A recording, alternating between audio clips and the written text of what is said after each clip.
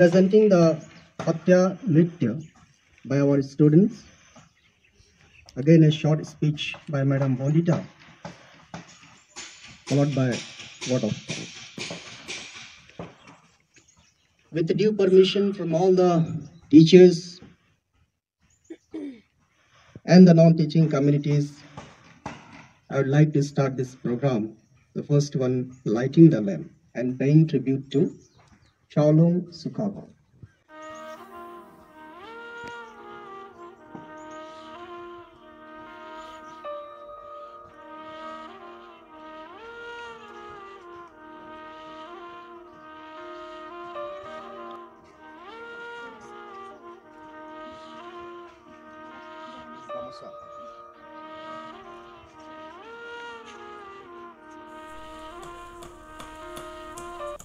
নমস্কাৰ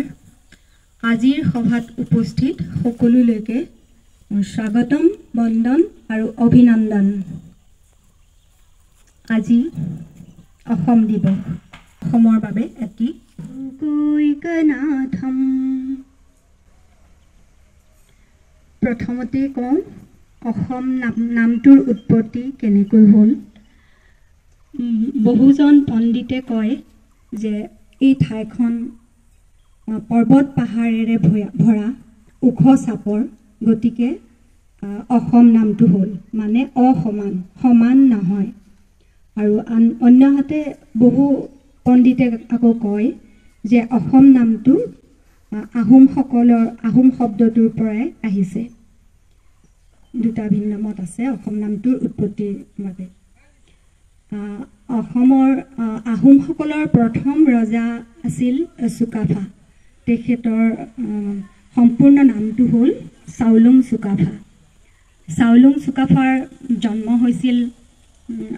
দক্ষিণ পশ্চিম চীনৰ মাউলুঙত তেখেতৰ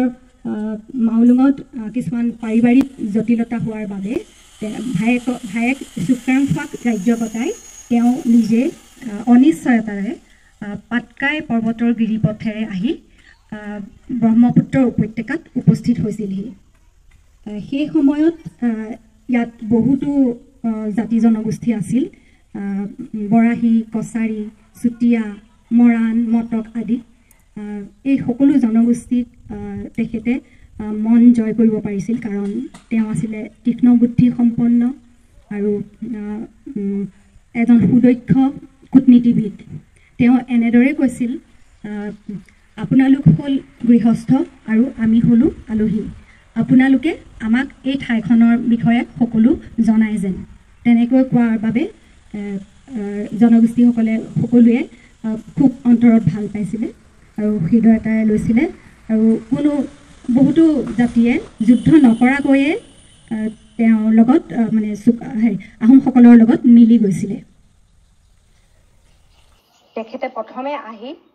2 ডিসেম্বৰ 1228 চনৰ 2 ডিসেম্বৰত তেখেতে অসমত ভৰি দিছিল নগাসকলৰ লগত প্ৰথমতে 13 বছৰমান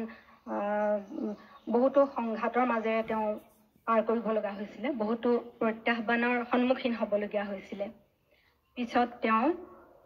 39 বছৰ ৰাজত্ব কৰি বৰ অসম গঢ়িব পাৰিছিল তেখেতে 1235 চনত স্থায়ী ৰাজধানী চৰাইদেউ কৰিছিল তাৰ আগতেও তেখেতে অভয়াপুৰ নামৰূপ টিপাম হাবুক আদিত ৰাজধানী পাতিছিল কিন্তু সেয়া আছিল অস্থায়ী কাৰণ তেওঁ সকলো দিশৰ পৰা ঠাইখন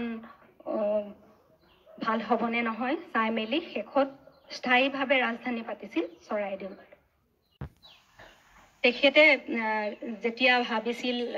কোনো এটা জাতিক তেওঁৰ অধীন কৰিবলৈ তেতিয়া কিন্তু তেওঁ কেতিয়াও প্ৰথমে যুদ্ধৰ ঘোষণা কৰা নাছিল তেওঁ প্ৰথমে সন্ধি আৰু মিত্ৰতাৰ প্ৰস্তাৱহে আগবঢ়াইছিল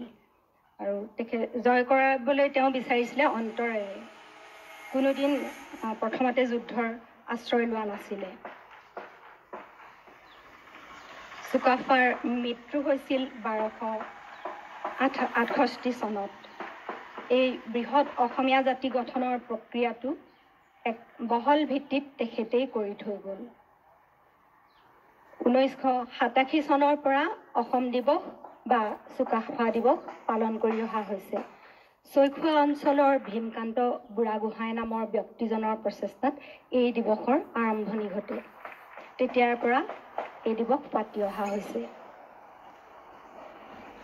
আমি চুকাফাৰ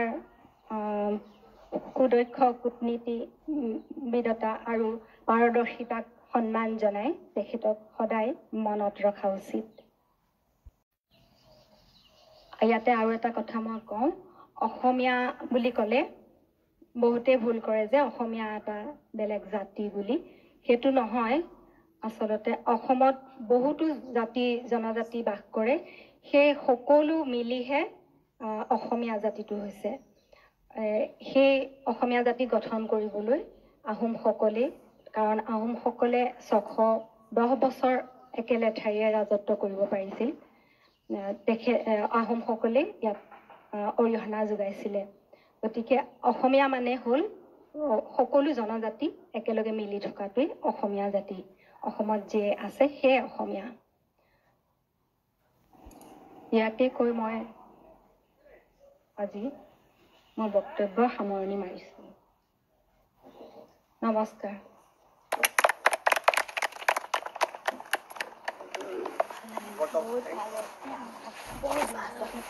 কনফিডেন্সিয়েলি এইটো ইমান ডাঙৰ শ্লোকটো নে কি মতলব যে শ্লোক আমি সেইটো আগৰ পৰাই জনা নাই সেইকাৰণে ইমান ধুনীয়া ষ্টাৰ্টিংটো ভাল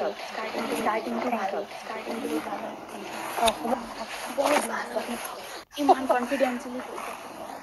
Really? Thank you.